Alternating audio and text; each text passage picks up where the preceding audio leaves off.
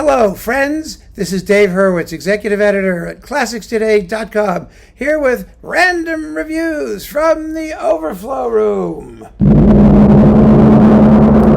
And finally, I have a composer for whom the tam-tam is an appropriate vehicle. We're talking about Olivier Messiaen. Yeah, oh gosh, I've got just a ton of Messiaen here. So we're going to do it in 3 tranches, at least 3 videos worth.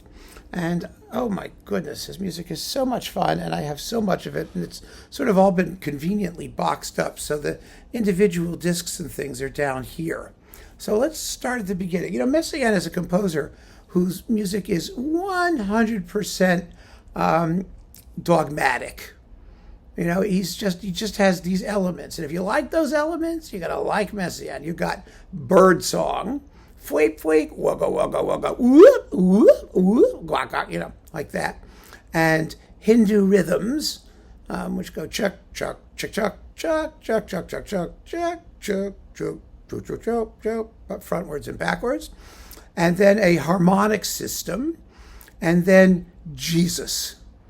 I mean, like Christ, Jesus, that Jesus. He was very Catholic, extremely Catholic. And so all of that stuff got churned together, and that's what you hear in his music.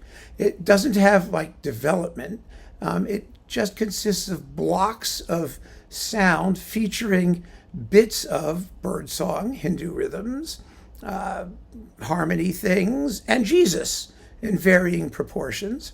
And they repeat and alternate like that. And it's fascinating. He created a musical language out of these elements.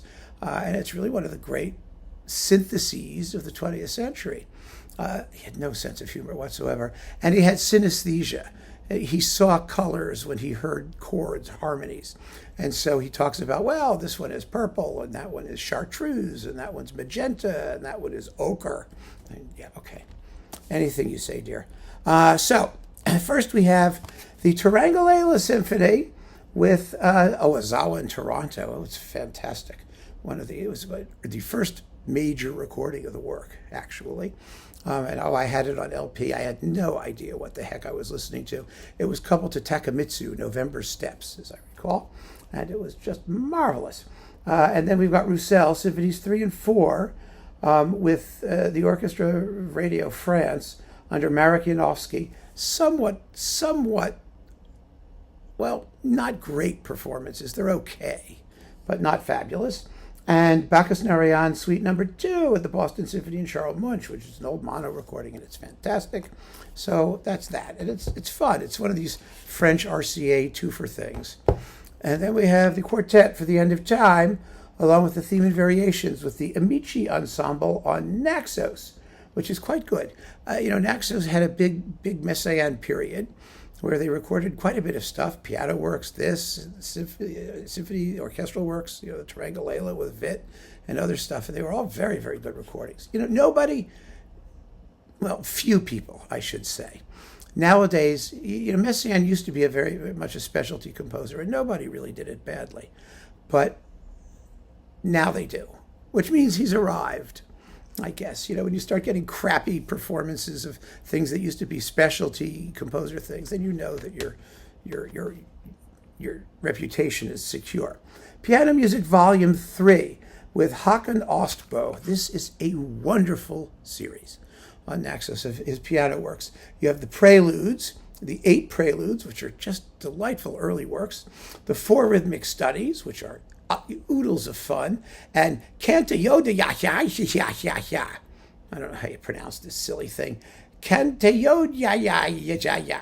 It's spelled C-A-N-T-E accent aigu Y-O-D-J-A-J-A circumflex. Does that help you? No. It's some Hindu who knows what. I don't think they know what it was in Hindis or whatever language it comes from. It's just fun to listen to. Then we have St. Francis of Assisi. Well, this was like the great premiere recording thing of it. It was on this odd label, something musique, I don't even know, MSI, and it's conducted by boy, just finding who's doing it is like a project. It's with José Van Damme and Christian Edapierre, who were in the premiere, under Seiji Ozawa.